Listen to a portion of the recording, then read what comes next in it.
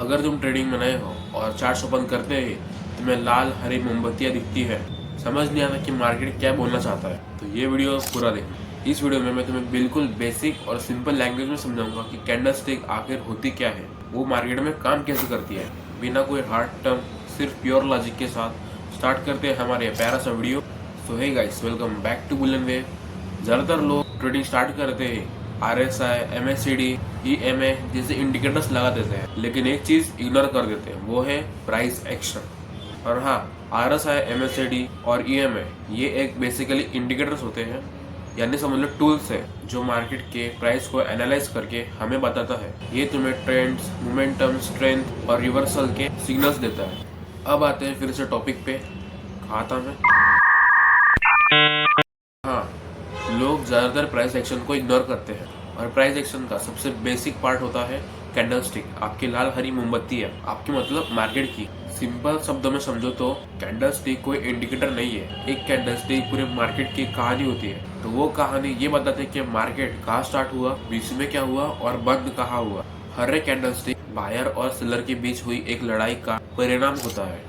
अब एक इम्पोर्टेंट बात समझो, कैंडलस्टिक हमेशा एक पर्टिकुलर टाइम के हिसाब से बनती है। अगर चार्ट का टाइम 5 मिनट का है तो कैंडल्स के पास 5 मिनट का समय होता है, यानी बायर और सेलर के पास 5 मिनट का समय होता है। यानी कुल ये समझो कि मार्केट बायर और सेलर को 5 मिनट का समय देता है। तुम लड़ो, दोनों में से जो जीतता है कैंडल्स उसके नाम। तो अगर बायर ज्यादा हुआ यानी बायर जीतता है तो ग्रीन कैंडल बनती है, सेलर ज्यादा हुआ रेड जीतती है तो रेड कैंडल बनती है। अगर 1 घंटे का रहा, यानी समझो कि मार्केट ने कैंडल्स को 1 घंटे का समय दिया है, उन्हें 1 घंटे के अंदर मारपीट करके दोनों में से किसी एक को जीतना पड़ेगा, एक तो ग्रीन को या फिर रेड को। फिर हमें उनसे पता चलता है कि कैंडल्स कहाँ स्टार्ट हुई, कहाँ खत्म हुई और बीच में क्या हुआ, यानी दोनों के बीच की लड़ाई में क्या हुआ। अब बात करते हैं कि कैंडल स्टिक्स बनते कैसे। कैंडल स्टिक के 4 बेसिक पार्ट्स होते हैं। पहला ओपन, दूसरा क्लोज, तीसरा हाई, चौथा लो। ये 4 चीजें बनकर मिलती है एक कैंडलस्टिक। अब बात करते हैं ग्रीन और रेड कैंडलस्टिक की। ग्रीन का मतलब होता है जहां मार्केट खुला उसके ऊपर बंद हुई, यानी समझो यहाँ पर मार्केट खुला तो यहाँ पर बंद हुई तो ग्रीन बनेगी। और रेड कैंडलस्टिक होती है अगर यहाँ पर मार्केट खुला और उसके नीचे बंद हुई तो बनती है रेड कैंडलस्टिक। मानो मार्केट 100 पे खुली, 120 तक गई, फिर 110 पे आकर क्लोज हो गई। भले ही थोड़ा सेलर ने उसको नीचे खींच लिया था, रेड ने उसे नीचे खींचा था, यानी 120 से 110 तक खींचा था, पर फिर भी बायर स्ट्रांग हुआ, क्योंकि वो फिर भी जहाँ पे मार्केट ओपन हुआ था ना उसके ऊपर बंद हुआ। यानी समझो मार्केट क्या खुला, मार्केट ऊपर गया 120 तक, फिर 110 तक आगे खत्म हुआ, यानी मार्केट जहाँ खुला उसके ऊपर ही है। यानी इसका मतलब है कि बायर स्ट्रांग होगा तो ग्रीन कैंडल बनी। Same with red candlestick. इसी तरह हर कैंडलस्टिक अपनी एक स्टोरी बताती है।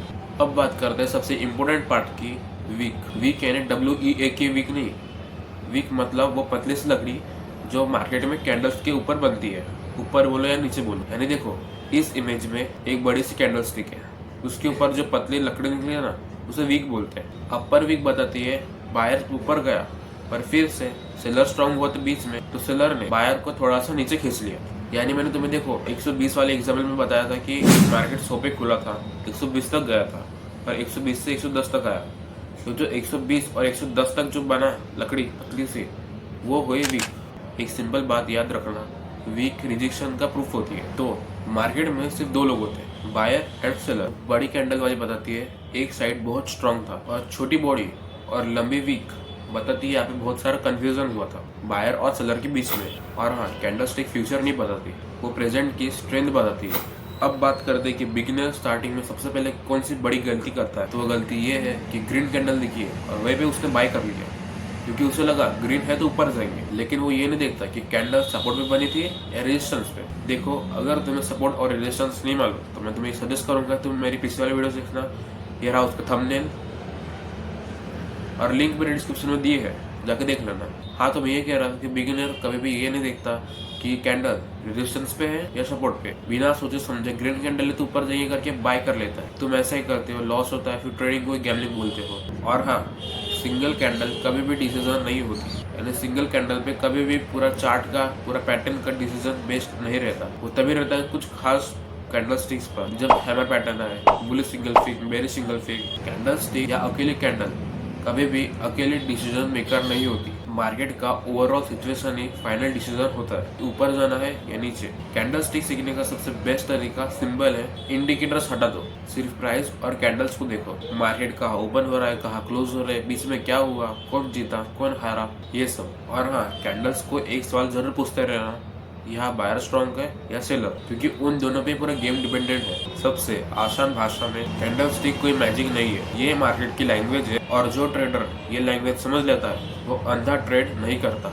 और अगर वीडियो ने थोड़ी सी भी क्लैरिटी दी हो तो चैनल को सब्सक्राइब करना। नेक्स्ट वीडियो में हम टाइम फ्रेम का कंफ्यूजन दूर करेंगे कि टाइम फ्रेम क्या होती है, कैसे काम करती है। तो मिलते हैं अगले वीडियो में, तब तक के लिए बाय बाय।